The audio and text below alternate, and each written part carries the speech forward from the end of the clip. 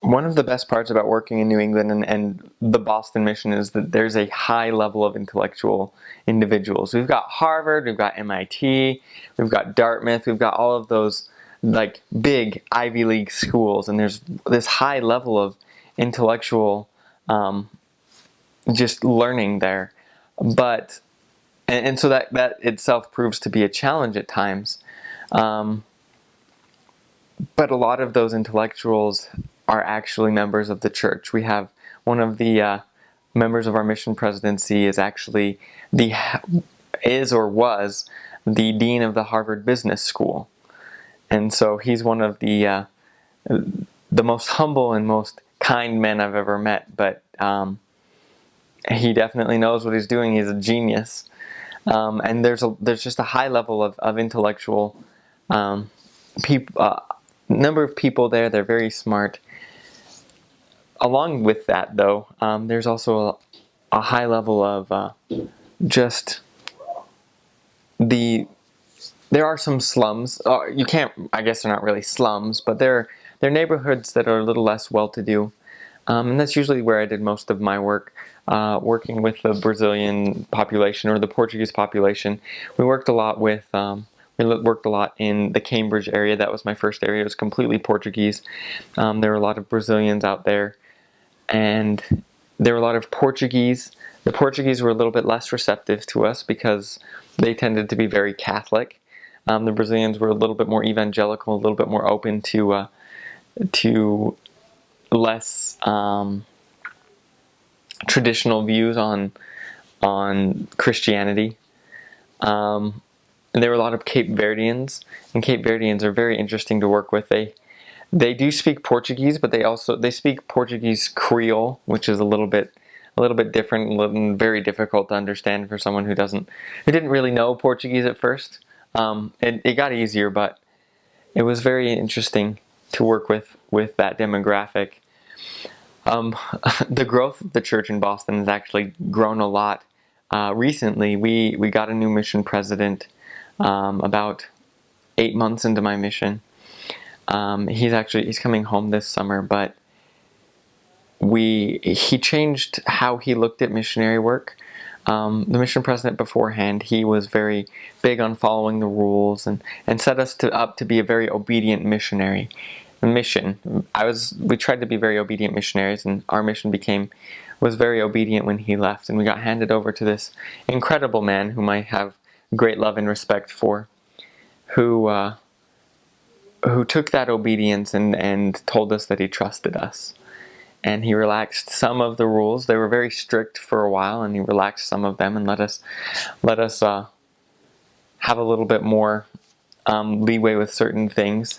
Everything within the White Handbook, but definitely a little bit more free. And because we felt trusted, we worked harder.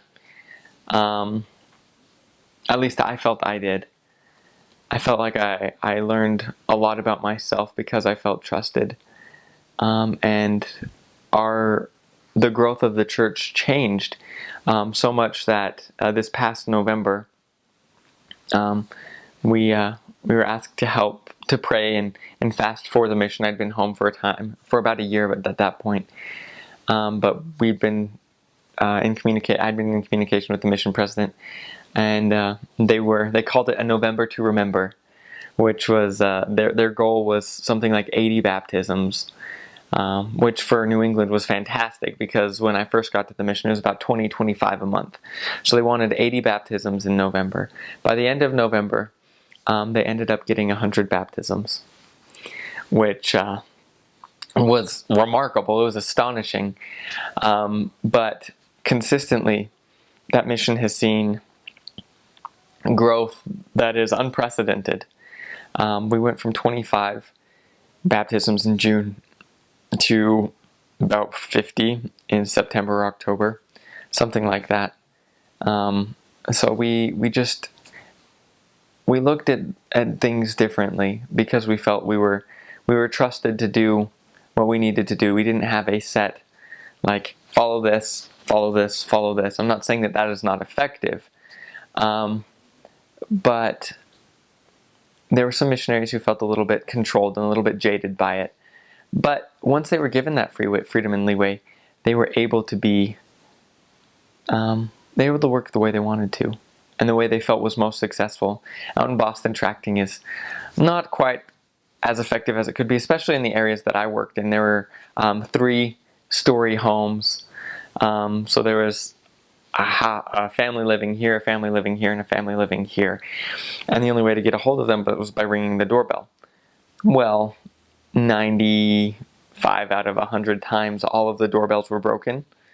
And so ringing the doorbell or knocking on the doors just wasn't effective. And so we ended up working a lot with members and trying to get their friends to come and work with us. And that proved very successful. The mission covers a lot of different areas. It covers from almost to New York in the south, except for the Golden Tail, Connecticut. It covers all of Connecticut, all of Rhode Island, almost all of Massachusetts except for a little bit near the top, and then part of New Hampshire. And there was just it was different cultures in different states. I served a time in Rhode Island where it was the most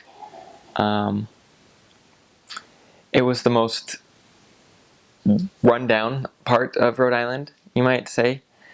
There was a lot of very humble people and a lot of people in humble circumstances who weren't ready to be humble. But it was very interesting to see their reactions to missionaries. All of the people that would normally have made me terrified to walk the streets of the city respected the missionaries for what we did. They called us the Jesus people, and they always knew to just take care of and look out for the Jesus people, because they had a healthy respect for God. They didn't necessarily keep all of the commandments that they had grown up learning, but they knew what we stood for, and they respected us, and that often opened doors for us.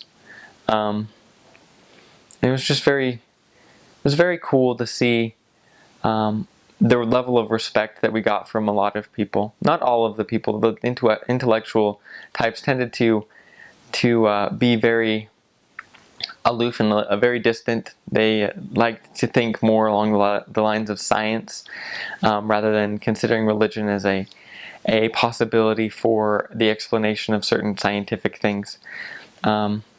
But it was just very interesting to just see the contrast between the poor and the wealthy. It was very, very stark. You would be in one of my areas. You would drive along a road, and it would be very, very run down. And then off to the left, you'd see a road that was just super nice.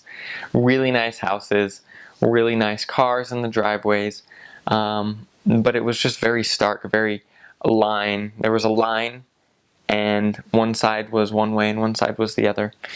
And you find that often out in New England, or in the areas I served in Massachusetts and Rhode Island anyway.